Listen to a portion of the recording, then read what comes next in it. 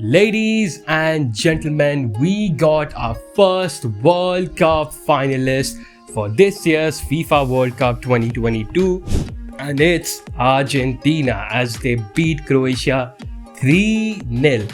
I repeat, 3-0 to a team which basically went through every knockout match this year through penalties. They are so difficult to penetrate because of their midfield. Their defense is also very strong, and they have been beating the favorites like even Brazil and went to semi-finals. It was definitely going to be a hard match, tough match for Argentina, but the way they played today, absolutely beautiful. Scaloni's tactics were absolutely brilliant. The players were brilliant. The chemistry was brilliant. Everything was on point for Argentina today, and they did their work, man. And this is probably the best match for Argentina this World Cup. They had many other good matches as well, but this one, definitely one of the best, because one of the GOATs, or the GOAT, I should probably say, also did his job. And this team was absolutely brilliant. Absolutely, it was just insane, man. It was crazy. And you know what, let's discuss as to how Scaloni got the job done. Let's just get into it. And let's begin with the starting 11. Emiliano Martinez in goal. Our backline Tagliafico, Otamendi, Romero and Modena. Our midfield for McAllister, Enzo, Paredes and De Paul.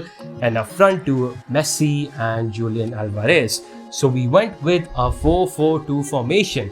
So talking about the first half, up till the 30th minute, I would say, just like I've been saying throughout every match review, which is neck to neck, intense game going between Croatia and Argentina. They both went at each other. They both were having possession. They were retaining the ball as well, regaining possession. Everything was happening up till the 30th minute. Croatia as well were trying to mostly work through their midfield of Modric, Kovacic and of course Brozovic, with their midfield, which was very good.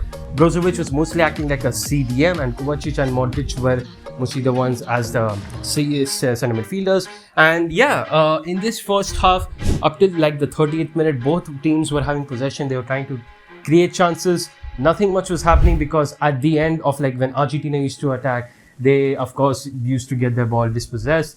And then when Croatia used to come, the Argentina's defense used to dispossess them. So it was going back and forth between both teams. But of course, up till the 30th minute though, because after that things started changing. Scaloni started bringing a little bit change in this team. And of course, in the 35th minute, we saw the first breakthrough of this match, as I think that was Paredes who gave that amazing, beautiful long ball towards Julian Alvarez. Julian Alvarez then ran away, was one-on-one with the keeper, hit a chip on him. It was almost going to inside the goal, but penalty was given as the goalkeeper and Alvarez got clashed. And with that, penalty came, which of course Lionel Messi took the penalty and scored for Argentina. 1-0 to Argentina.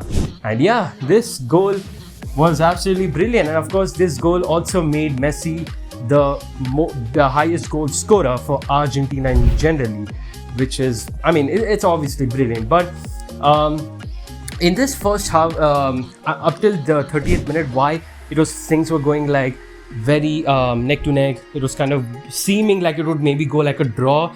But after this goal, things started changing a bit more, because Scaloni, what he tried to bring change on is he made Enzo Fernandez have a little bit more freedom towards the attack. So Paredes was actually kind of like a CDM player in this match, and McAllister was operating on the left side, sometimes shifting towards the central, with Enzo sometimes being interchanging with him. So Enzo used to go left, and then McAllister used to come in the middle. So there was constant change. And for Croatia, when they were defending in this first half, they were mostly, again, with their midfield, that strong midfield that they have, they were like having like 4 players, not allowing much space for Argentina, and they were trying to create space, which then Messi was being like the camp player.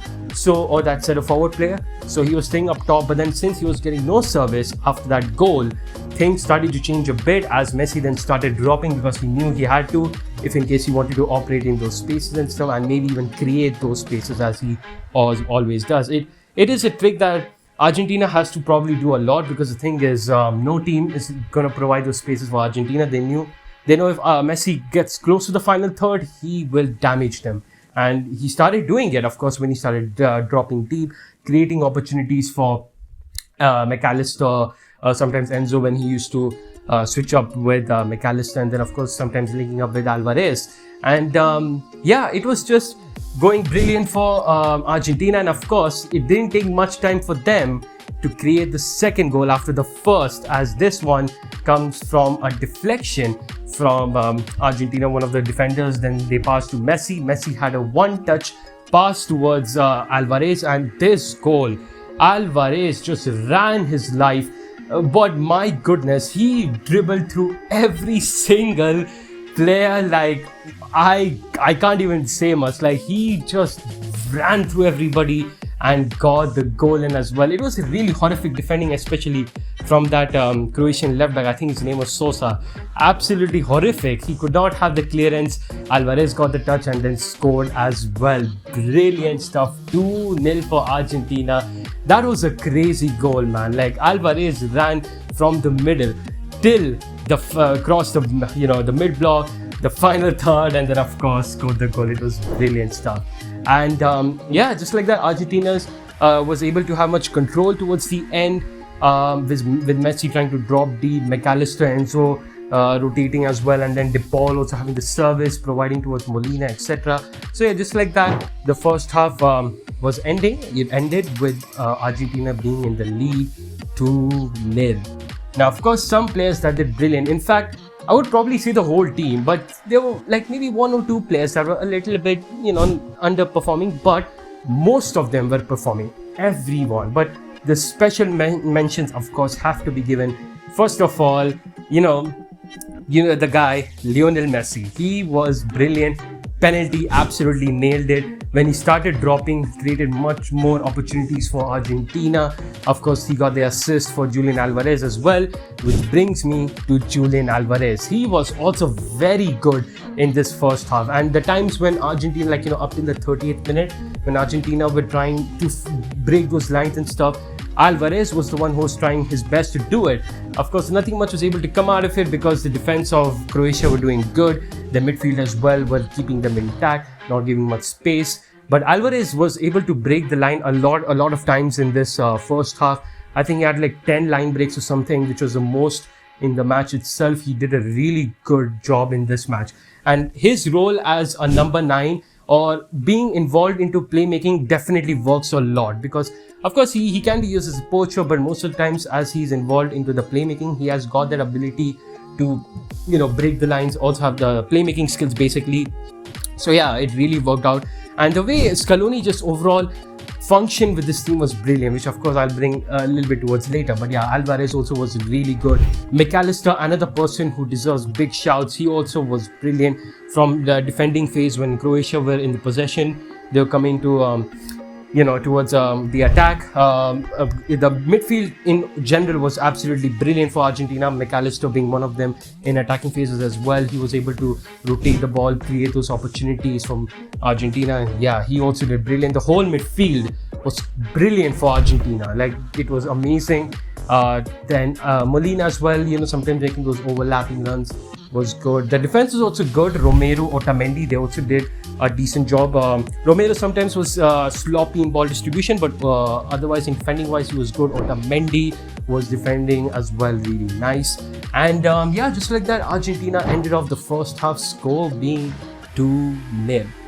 Now, of course, time for the second half. And this half, it started off a little bit shaky for Argentina. Croatia were able to have much more possession and they were looking much more lively, much more in focused and active. Basically every word that you could say in a mood of doing the comeback. They were able to have a lot more possession, a lot more players up top. So they were mostly going with an formation like a 4-5-1 type of formation with one striker up top. So usually they used to switch it up to like 4-3-3. and Modric, Kovacic, they used to go in the midfield, and they were doing good in that second half. Like Kovacic many times was able to break through our midfield defense, not defense, but like a midfield, and then he was able to switch it up to the flanks, and then those flanks were not able to do much, which was quite unfortunate for them. But the midfield was doing really good. Modric, Kovacic, they were doing their best. And Argentina were going with a defensive formation of like 5-3-2 sort of formation in the second half. And why things were looking a bit shaky for Argentina was that Argentina were trying to sit back and they were not pressing Croatia much, because they thought that maybe if they do, of course, Croatia might be able to open them. But because of the amount of pressure that was coming onto Argentina, I think Scaloni probably brought this change up and probably must have communicated towards the members that you have to start pressing, because if the more space you give to them, like they were able to control that pressure with that 5-3-2 formation. But the times where Croatia were able to break through the midfield, give it to the wingers, who of course were not able to do much with it, but they were getting close towards the goal, so it was looking worrying for Argentina. So Scaloni, he thought of brilliant idea of course going with the 5-3-2 formation, but also adding an extra defender with it, having Licha into the team. And what this did, this of course brought in more so like a 5-3-2, sometimes 3-5-2 formation for Argentina. But what this did was create more defensive stability and I would say securement for Argentina. So what they started doing, they started pressing Croatia now, and that is where things started changing. As they started pressing, Croatia were looking shaky. They were not able to operate in those midfield spaces that nicely as they were able to, because when Argentina was sitting back, there was a lot of space that Kovacic and Modric were able to get, in which they were able to operate. But after they started pressing, after Argentina started pressing, they were looking shaky. They were not getting those spaces. They were not able to operate well. And then Argentina were applying pressure onto them, in which because of that they were able to retain ball quickly, even though there was like the ball retention time, ball recovery time, even though Croatia had a higher than Argentina, but Argentina were able to recover the ball much well now. And of course, one of those recoveries also led to the goal, and this was absolutely brilliant from Lionel Messi. This guy was on top form today. He, in this second half, just blew this Croatian team, as from the right flank, from the right hand side, he just went with the sprint, went with the dribble, that Messi-esque run that we always were looking for, or the Messi run itself, Messi doing his Messi run. And he was going against one of the best defenders of this tournament, Guardiola. But this guy is Lionel Messi, guys, and he absolutely battered, destroyed Guardiola. Guardiola was trying his best to stop Messi. He could not. That physical battle, Messi clearly won it, gave a cutback inside the box to Alvarez, and Alvarez hit it bottom left, making it 3-0 to Argentina. This was an absolute monstrous goal. And yeah, throughout this match, like McAllister as well, the way he was opening up after the presses, were the way how Argentina was able to recover the ball. They started attacking like Argentina. And one of the things also which Argentina tried to do, which also made Croatia shaky, was the one-touch football. The football that, always I mention that this one-touch football is really tough to play against, especially if you're going against teams that are high pressing and stuff. Croatia were high pressing as well. In first half they did it. In second half as well, they were pressing high. But because of the one-touch football, they could not keep with this team. The way the ball was switching up quickly, like Paredes had it, then the next moment Enzo, then it goes to De Paul, and then suddenly towards Messi. That changed. Really was able to create opportunities for Argentina, and this helped so much. Like Argentina was going so much with their one-touch football. Sometimes they were getting dispossessed, but because of that defense, the three-man defense, Otamendi, Licha and Romero, it helped a lot to bring the stability, and so they were easily able to operate through the one-touch football. Of course, some subs were also brought in by Scaloni, like I think he brought Palacios, Dybala as well, getting his first World Cup minutes, which again, very good play from him, because for the final, probably you want your players, most of the players to get warmed up, to get ready for the final, get some minutes, get that rustiness out, especially Paulo Dybala. He got some rustiness out. And you know what, actually, as he came on, he also did some amazing stuff, which of course I'll talk about later. Then but the other subs that also happened. Palacios came on, Dybala came on, and Licha came on, of course, and there's more subs came on. But yeah, talk about Dybala. Like as he came on, he had a good opportunity. I think it was for Alvarez, or no, it was for Correa, in which he gave like a long ball towards Correa, but Correa was not able to shoot it towards the goal. These minutes that he gave to the players, it was really vital, because for the final, of course, you want your players readied up, and this, of course, helped them in some way to get the rustiness off. And in general, this team just played absolutely brilliant. And even after they scored the third goal, they tried their best to not bottle it, and that's why they kept up the pressing intensity till the end. They were pressing them, regaining possession, start going for the attack. Of course, there was like 2 or 3 many close chances for Argentina. Like Messi once got inside the box, where he could have mostly got his second goal, but Livakovic saved it. There were so many opportunities for Argentina, even after they scored the third goal, and even before that. Like, they were up to the task. They did not want to slip up, and they absolutely got the job done. Beautiful masterclass from Scaloni, the way he tactically made this, especially, and some players that really did well in second half. One of them, of course, the player that I thought would be a bit worrisome, but he completely proved me wrong. Tagliafico, my God, he gave his body on the line, gave those clearances left, right, center, had those. It was just brilliant from him. Like, the way how Scaloni also complimented him was absolutely brilliant. He did not operate him as a fullback. He made him as like a centre back, like a third centre back in that first half, and have his place being exchanged by Enzo and McAllister, who were operating in those wings places, in those flanks, because he knew that Tagliafico will be a weakness over there if in case he operates there, because sometimes his attack is good, but defensively wise he's not that active. But because of that, he was able to operate much well as like the third centre back. Sometimes he used to make those inverted runs, which was helping Argentina in attacks, and it wasn't causing any defensive issues. Like, it was brilliance from Scaloni, man, absolutely brilliance from him.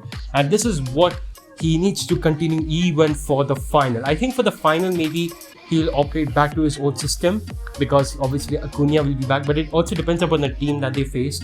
Of course, tomorrow is going to be a big match as well, France versus Morocco, so that'll also be a very interesting one. But yeah, definitely amazing stuff from Scaloni and the team. Like, the players as well, Messi, absolutely brilliant, Alvarez, Tagliafico, McAllister, the whole midfield, McAllister, De Paul, Paredes, Enzo, everybody were brilliant in this match. Everyone gave their heart out. Our defense gave their heart out. Absolutely brilliant stuff. And Argentina are going to the semi-finals. The dream is still alive. Ladies and gentlemen, we might witness history. The finale of Lionel Messi's career could be there this upcoming Sunday. But let's see who comes, of course, as their opponents tomorrow. But until then, of course, Argentina are going to the semi-finals. I mean, to the finals. They already went through the semi-finals. Thank you so much for watching this video. Hopefully, you guys enjoyed the tactical analysis. If you guys did, make sure to like, share, subscribe as always. And really happy. And it's absolutely brilliant. Thank you so much for watching. I'll see you guys next time. Peace. Vamos, Argentina.